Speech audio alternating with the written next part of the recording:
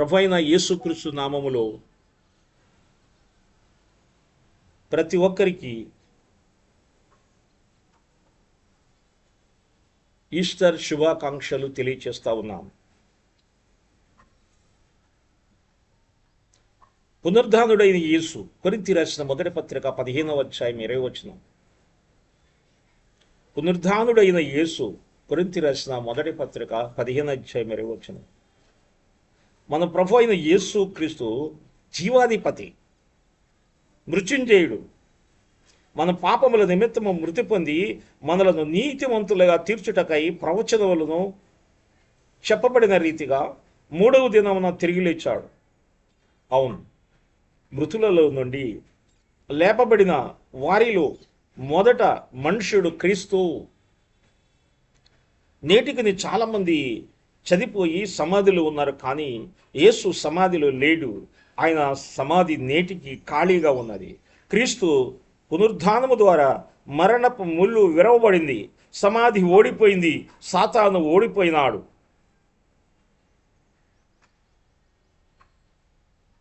దేవుని బిడ్డలారా, క్రీస్తు పునరుద్ధానము పాత నిబంధనలో తెలియచేయబడింది. 1, నా విమోచకుడు సజీవుడు. యోబు గ్రంథము 19:25వ వచనం. యోబు భక్తుడు చెబుతున్నాడు, నా విమోచకుడు సజీవుడు, నేను నమ్మిన నా దేవుడు, నేను విశ్వసించిన దేవుడు,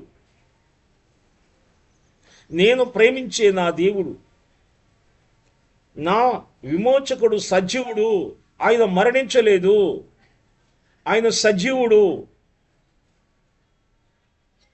ఆయన నిత్యము ఉండేవాడు, ఆయన నేను చూస్తాను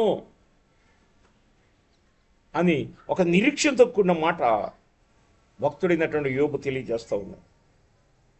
ఒకవేళ నా శరీరము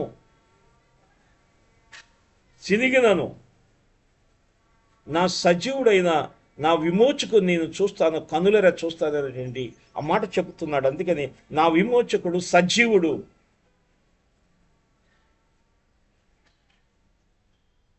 కీర్తనలు 16:9-10 నీవు నా ఆత్మను పాతాళములో విడిచిపెట్టవు. భక్తుడైన దావీదు యొక్క ప్రవచనం, చక్కని ప్రవచనం, ప్రభు అయిన యేసుక్రీస్తు గురించినటువంటి చెప్పబడినటువంటి ప్రవచనం ఎందులో మనకు కనపడుతుంది. నీవు నా ఆత్మను పాతాళంలో విడిచిపెట్టావు. ఎవరిని గురించి ఈ మాట చెప్పబడింది? ప్రభు అయిన యేసుక్రీస్తుని గురించి చెప్పబడిన మాట అనేది మనము అర్థం చేసుకోవాలి. ప్రియమైన దేవుని బిడ్డలారా, ఆయన గురించినటువంటి చెప్పబడిన ఈ మాటను మనం గ్రహించాలి. నీవు నా ఆత్మను పాతాళములో విడిచిపెట్టావు. ఈ భూమి మీద జీవించిన ప్రతి మానవుడు కూడా మరణించిన తర్వాత తన ఆత్మ పాతాళానికి వెళుతుంది అని పరిశుద్ధ గ్రంథము తెలియజేస్తుంది.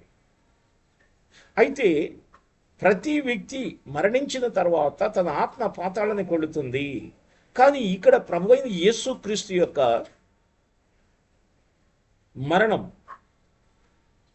ఆయన మరణము ద్వారా ఆయన ఆత్మ పాతాళములో విడిచిపెట్టబడలేదు, కానీ ఆయన మరణించి ఆయన తిరిగి లేచి సజీవుడుగా పునరుద్ధానుడై పరలోకానికి ఆరోహణమైనట్లుగా లేఖనం మనకు తెలియచేస్తుంది. అందుకని దేవుని వాక్యం చెబుతుంటే నీవు నా ఆత్మను పాతాళములో విడిచిపెట్టవు.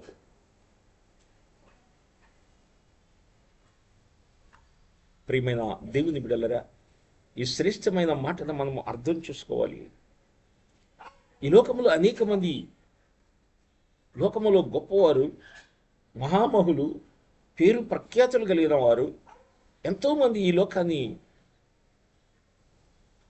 విడిచిపెట్టక ముందు అనేక మంది ఎదుట వారి యొక్క భక్తి జీవితాన్ని, వారి యొక్క నీతి జీవితాన్ని కనపరుచుకున్నారు. కానీ వారు మరణించిన తర్వాత వారి యొక్క ఆత్మ పాతాళమునకు వెళ్ళింది. యేసుక్రీస్తు యొక్క ఆత్మ తప్ప పాతాళమును తప్పించుకున్న ఆత్మ ఎవరు లేరు. ఆయన ఒక్కడే పాతాళములో ఆయన ఆత్మ విడిచిపెట్టబడలేదు. ఆయన ఆత్మ పాతాళములోనికి వెళ్ళినప్పటికీ పాతాళమును ఆయన జయించి పాతాళములున్న వారికి విమోచనను ప్రకటించి చెరలో ఉన్న వారిని విడిపించి 3వ దినాన మృత్యుంజయుడుగా తిరిగిలేచి పరలోకానికి ఆయన వెక్కి వెళ్ళినట్లుగా లేఖనం మనకు తెలియజేస్తుంది. కీర్తనలు 49:15లో నేను నిన్ను విడిపించదను. దేవుని వాక్యం చెబుతుంది, నేను నిన్ను విడిపిస్తాను.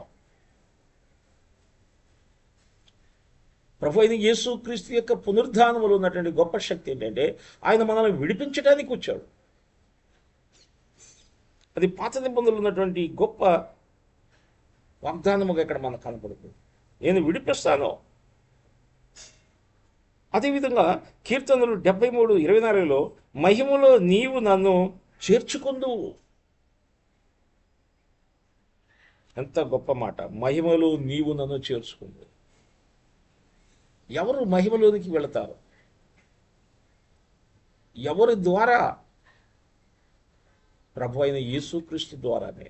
అంటే క్రీస్తు పునరుద్ధానము పాత నిబంధనలో తెలియచేయబడినటువంటి విషయాలు ఇక్కడ మనము ఆలోచన చేస్తున్నాం.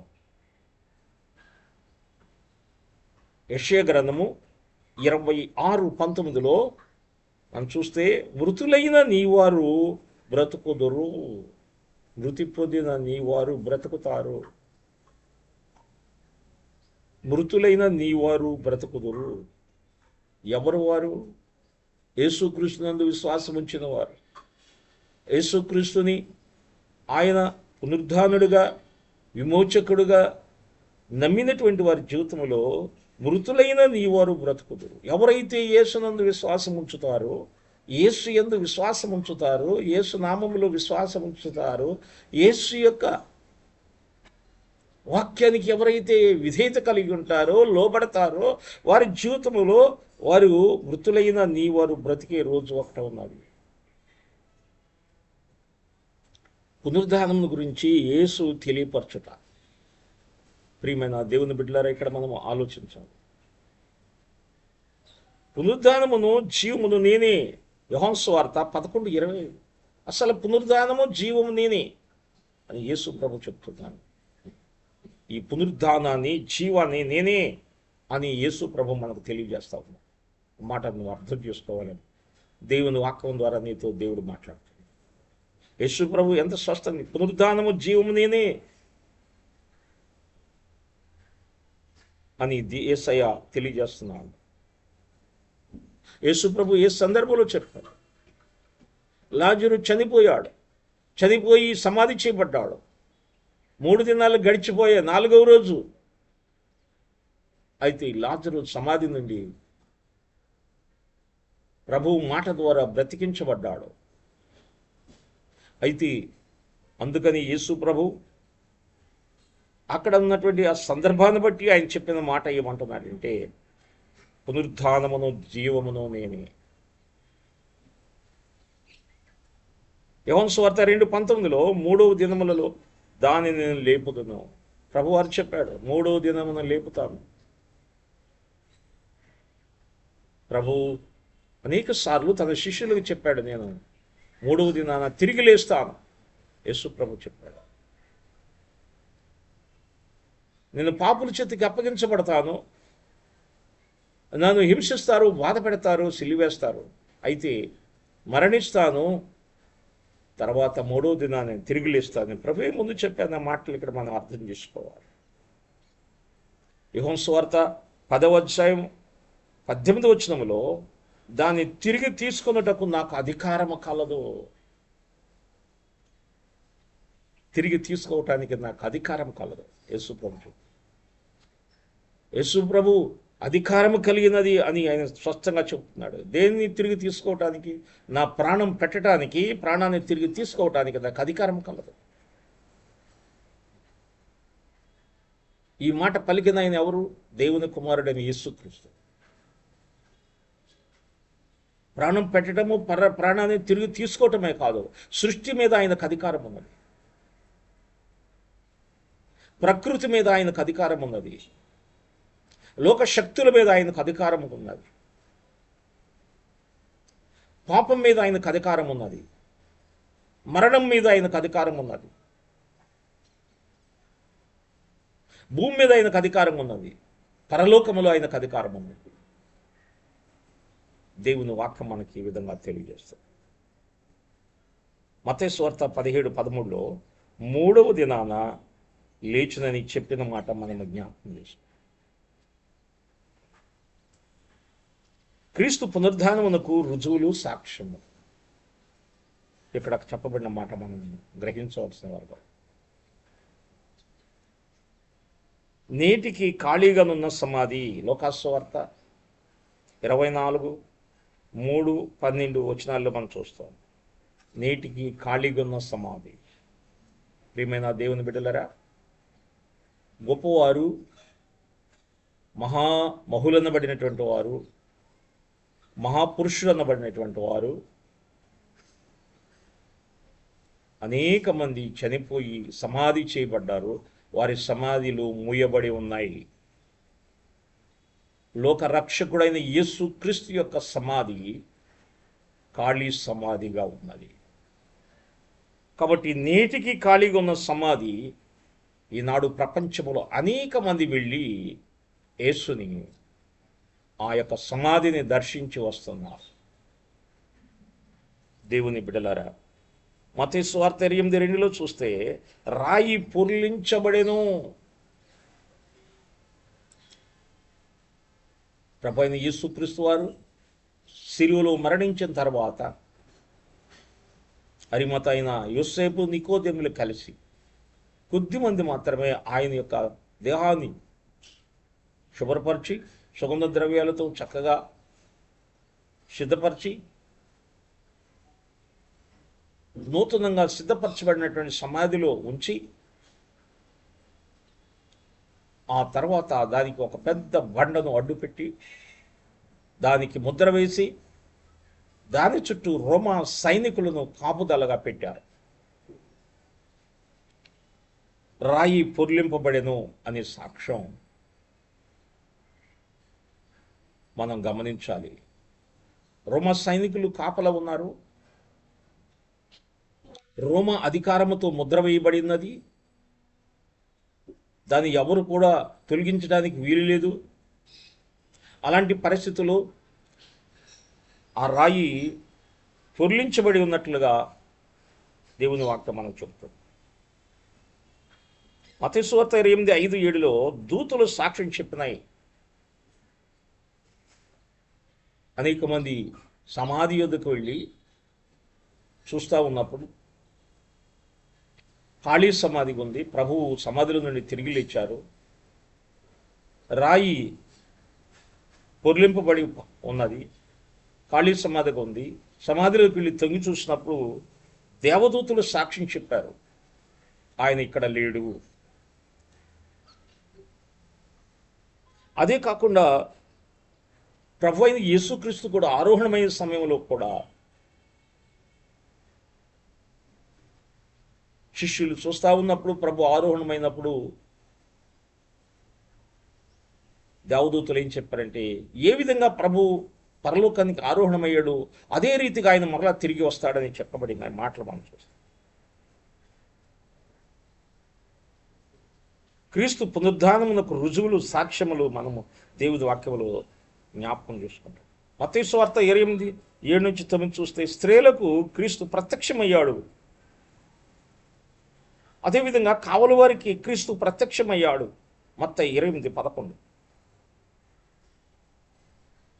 యోహాను 26 పేతురు ఇచ్చిన గొప్ప సాక్ష్యం, క్రీస్తుని గురించినటువంటి సాక్ష్యం.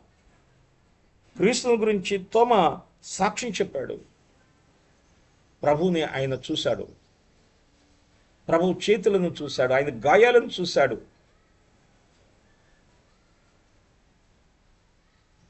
అదేవిధంగా పౌలుకి, యోహానుకి ప్రత్యక్షమైనటువంటి సాక్ష్యం. పౌలు భక్తునికి ప్రభు ప్రత్యక్షమయ్యాడు.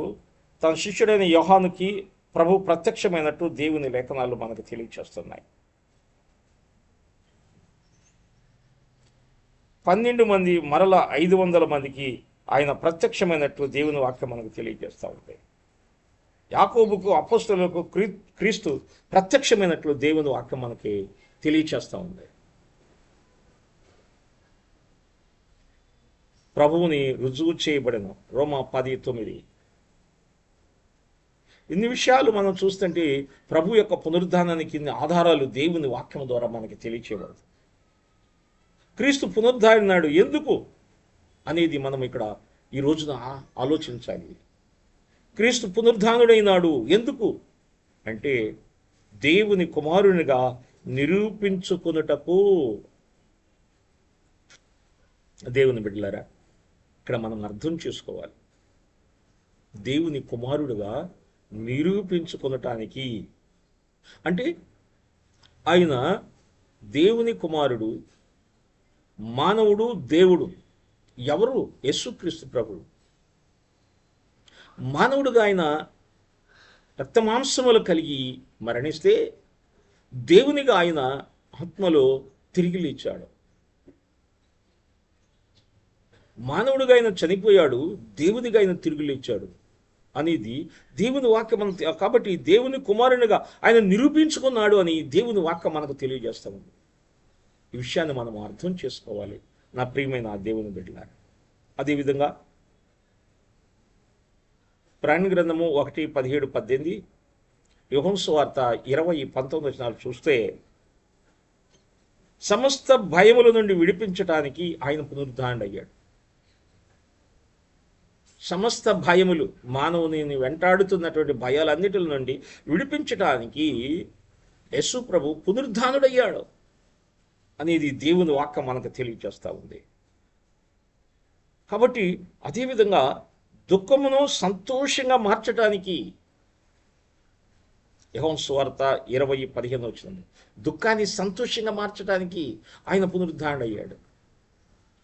మగ్దలేని మరియ సమాధి యొద్ద దుఃఖపడుతూ ఏడుస్తూ ఉండగా ఆమె దుఃఖాన్ని సంతోషంగా మార్చాడు. నా ప్రభువుని ఎవరో ఎత్తుకొని పోయారు, ఆయన ఎక్కడున్నాడు, ఆయన దేహం ఎక్కడ ఉందని ఆమె ఏడుస్తూ ఉన్నప్పుడు ప్రభువు ఆమె దగ్గరకు వచ్చి మరియా అని చెప్పిన మాటలు మనము అర్థం చేసుకుంటున్నాం. ప్రియమైన దేవుని బిడ్డలారా, ఇక్కడ అర్థం చేసుకున్న దేవుని మాటలను మనము, అందుకని దుఃఖమును సంతోషంగా మార్చడానికి ఆయన పునరుద్ధానుడయ్యాడు. ప్రభువుని వెంబడించిన శిష్యులు కానీ, ప్రభువుని వెంబడించిన స్త్రీలు కానీ ఎంతోమంది ప్రభువుని సిలువ వేసిన తర్వాత, ఆయన చనిపోయిన తర్వాత ఎంతోమంది వారి జీవితంలో కొంత కలవరానికి, దుఃఖానికి గురయ్యాడు. కానీ పునరుద్ధానము చెంది అనేక మందికి ఆయన కనపడడం ద్వారా వారి దుఃఖము పోయి వారి జీవితంలో సంతోషం కలిగినట్లుగా మనం చూస్తాం. రోమిలికి రాసిన పత్రిక 4:15 పాపిని నీతిమంతుడిగా మార్చడానికి యేసు ప్రభు పునరుద్ధానుడయ్యాడు. ఎన్నో సంవత్సరాలుగా దేవుని సన్నిధికి వచ్చి దేవుని మాటలు వింటున్నాం మనం. ఈ పునరుద్ధానాన్ని భక్తి శ్రద్ధలతో ఆరాధిస్తున్నారు మనం. పునరుద్ధానుడైన యేసుక్రీస్తుని గురించినటువంటి విషయాలు గ్రహిస్తున్నటువంటి మనం, ఆయన ఎందుకు పునరుద్ధానుడయ్యాడు అంటే పాపిని నీతిమంతుడిగా మార్చడానికి.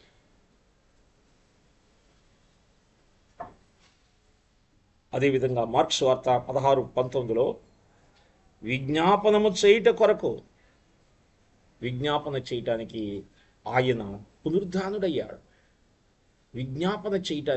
పునరుద్ధానుడయ్యాడు. ప్రియమైన దేవుని బిడ్డలారా, మనం ఆలోచన చేద్దాం. ఎవరి కొరకు ఆయన విజ్ఞాపన చేయటానికి పునరుద్ధానుడయ్యాడు? మన వాళ్ళందరి కొరకు ఆయన విజ్ఞాపన చేయటానికి, ఆయన నమ్మిన పిల్లల కొరకు విజ్ఞాపన చేయటానికి, ఆయన యందు విశ్వాసం ఉంచిన వారి కొరకు విజ్ఞాపన చేయటానికి ఆయన పునరుద్ధానుడిగా తిరిగి లేచాడు. ఆయన విజ్ఞాపన ఇప్పుడు ఎక్కడ చేస్తున్నాడు? ఈ భూమి మీద ఉన్నప్పుడు ఆయన విజ్ఞాపన చేశాడు. ఆయన వెంబడించే వారి కొరకు విజ్ఞాపన చేశాడు. ఆయన శిష్యుల కొరకు విజ్ఞాపన చేశాడు. విశ్వాసుల కొరకు విజ్ఞాపన చేశాడు. అట్లాగే ఆయన పరలోకానికి ఎక్కి వెళ్ళి తండ్రి కుడిపార్శ్వమున ఆసీనుడై ఆయన మన కొరకు విజ్ఞాపన చేస్తున్నాడు. మత్తయి సువార్త 8:20 కూడా సదాకాలం మనతో ఉండటానికి ఆయన పునరుద్ధానుడయ్యాడు. నా ప్రియమైన దేవుని బిడ్డలారా, మనం ఆలోచించేద్దాము.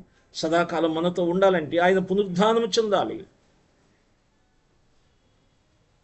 ఆయన మానవుడిగా రక్తమాంసములు ధరించి మానవ శరీరమును ఆయన సిలువేయబడిన తర్వాత, ఆయన మరణించిన తర్వాత, సమాధి చేయబడిన తర్వాత, ఆయన ఆత్మస్వరూపిగా మహిమస్వరూపిగా ఆయన పునరుద్ధానుడిగా తిరిగి లేచిన తర్వాత మనతో ఆయన సదాకాలం ఉంటానని వాగ్దానం చేశాడు. ఆయన పరలోకములో ఉన్న ఈ భూమి మీద ఆయన నమ్మిన బిడ్డలకి తోడుగానే ఉంటానని చెప్పాడు. సదాకాలం మీతో నేనున్నాను, సదాకాలం నేను మీతో ఉంటానని వాగ్దానం చేశాడు. మత్తయి సువార్త 8:16-20 చూస్తే మనము క్రీస్తును సర్వ సృష్టికి ప్రకటించట కొరకు పునరుద్ధానుడయ్యాడు.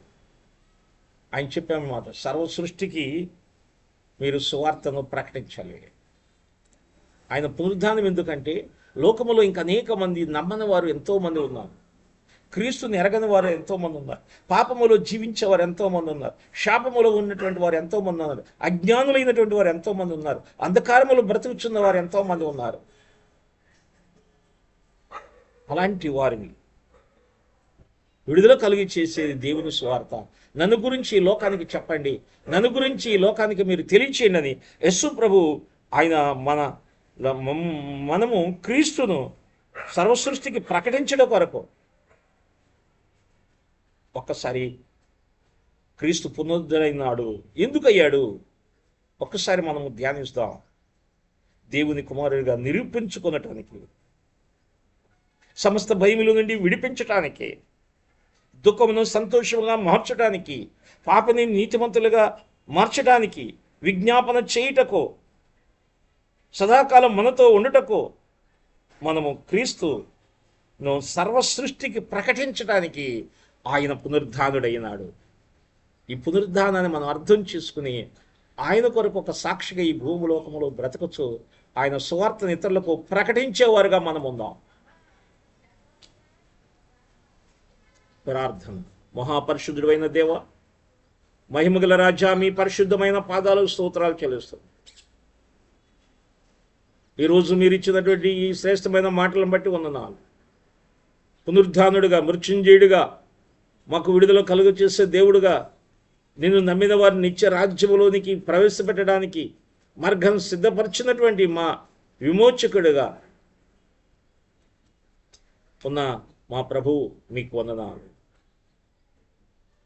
ఎంతమంది ఈ మాటలు వినుచున్నారు, ఎంతమంది మీ మాటల గురించి ఆలోచించుచున్నారు, వారి జీవితంలో కావలసినటువంటి కృపను వారికి అనుగ్రహించండి. పునరుద్ధాన బలము, పునరుద్ధాన శక్తి ప్రతి ఒక్కరూ పొందుకోవటానికి, పునరుద్ధానమును గురించినటువంటి అవగాహన ప్రతి ఒక్కరు కలిగి ఉండటానికి మీరు కృప చూపమని మీ సన్నిధిలో ప్రార్థిస్తుంది.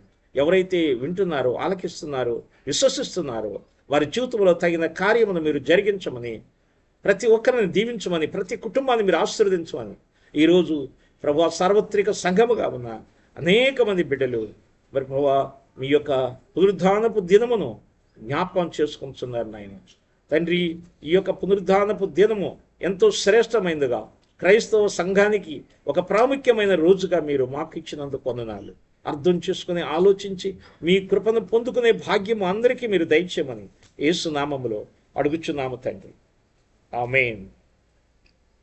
సృష్టికర్త అయిన దేవుని ప్రేమ, రక్షణకర్త అయిన యేసుక్రీస్తు కృప, ఆదరణకర్త అయిన పరిశుద్ధాత్మ దేవుని సహవాసము సన్నిధి మనందరికీ తోడుగా ఉండి నడిపించునుగాక.